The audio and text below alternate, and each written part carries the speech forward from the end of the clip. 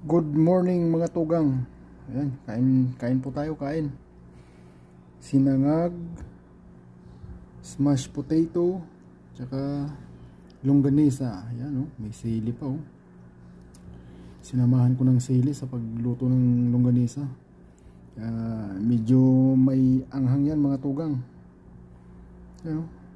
Smashed potato, 1 cup of sinangag, tsaka longganisa. Ayan, tamang tama na to pang agahan mga tugang.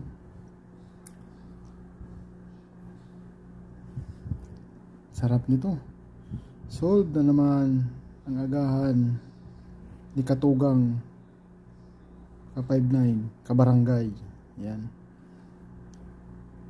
tara, samahan nyo kong kumain mga tugang. Thank you Lord sa pagkain. Let's go.